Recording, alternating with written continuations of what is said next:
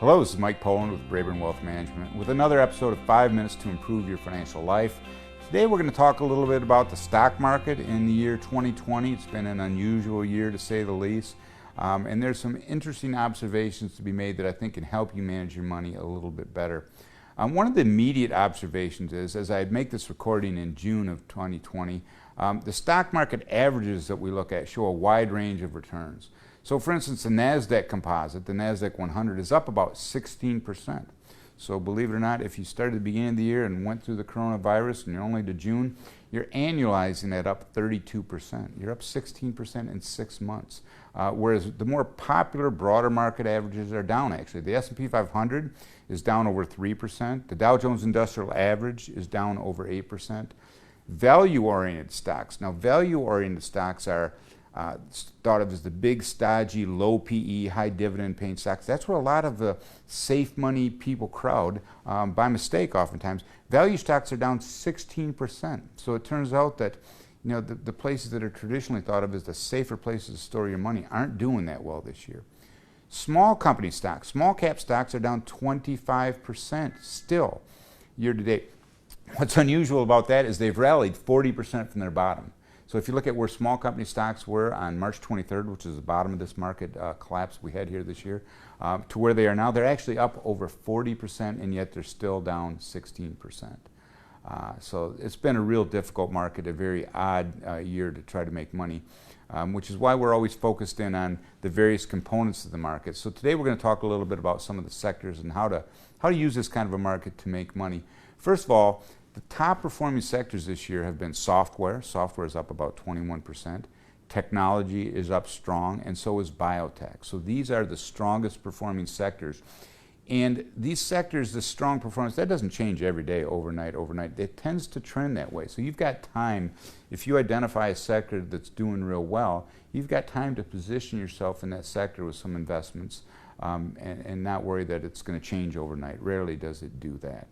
Now let's look at some of the bottom performing sectors. Might not surprise you that the bottom performing sectors are inhabited largely by energy stocks this year. We've had energy prices collapse, and on top of that we've had an economy that collapsed during the mid part of the year. So oil equipment stocks are down 55%, oil and gas exploration down 36%, energy stocks down 35% as a broad class. And then it might be a little more surprising, regional banks are down 31%.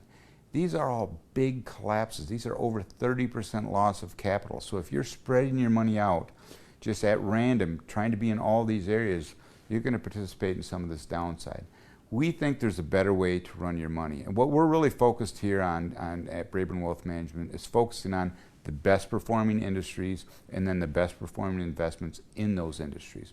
When we look at clients' portfolios, what we're looking at is what do we have in there that's not working?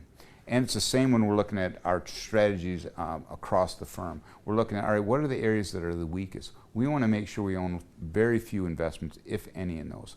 A lot of people like to bargain hunt. They like to look for these out-of-the-way areas, these areas that are beat down, and look for bargains in there. That's a big value trap. It's a big value trap because you're going to those areas because you think it's a value. You believe that whole axiom about buy low, sell high, so you're going in here because energy stocks are low. My gosh, Chevron's extremely low. I got a hint for you. Chevron has been going down for 10 years. So is ExxonMobil.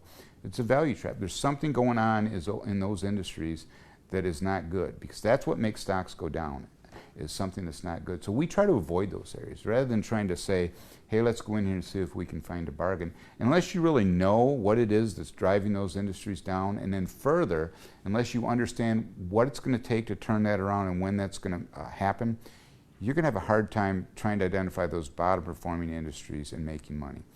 Instead, what you want to look at is what's doing well. And as we pointed out this year, it's a lot of technology stuff, it's software stuff, it's biotechs. Even on a more micro level, cloud-related stocks, any cloud-related stocks are doing well. What's the cloud? The cloud is that whole infrastructure of computers out there that people are operating on. The cloud is out there. We're outsourcing all of our computing power. You don't have to know a whole lot more about it than that. And then you need to know what are the best ways to play that. You can play that with ETFs, broad-based, exchange-traded funds, which buy a number of investments in that one sector. That's one of the safer ways to do it, is put a cloud ETF in your portfolio. These are things we do. Or you can look at individual stocks in those sectors.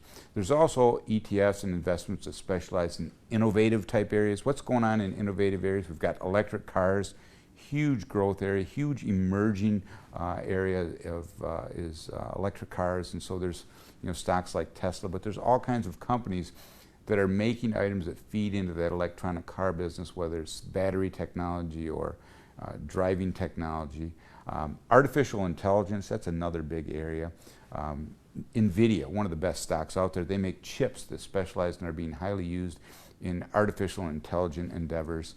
E-gaming right now is big. I mean, the real sports are on hold right now, so everyone that's a sports junkie wants to get their fix through e-gaming and things like that. And then web-related things. So many businesses are switching to the web, whether it's a Zoom video or it's a teledoc or it's some store that's now operating to the web. You need to look at what's emerging here. And these are where you're going to find the best performing industries. And that's where we believe that it's best to focus on what's doing well in the market, where's the money flowing, where's the real big earnings growth, and be very sparingly in trying to identify those way out of favor things that you think might make a comeback, unless you really know what's going to make them come back. So that's Mike Poland with 5 Minutes to Improve Your Financial Life. Thank you for listening.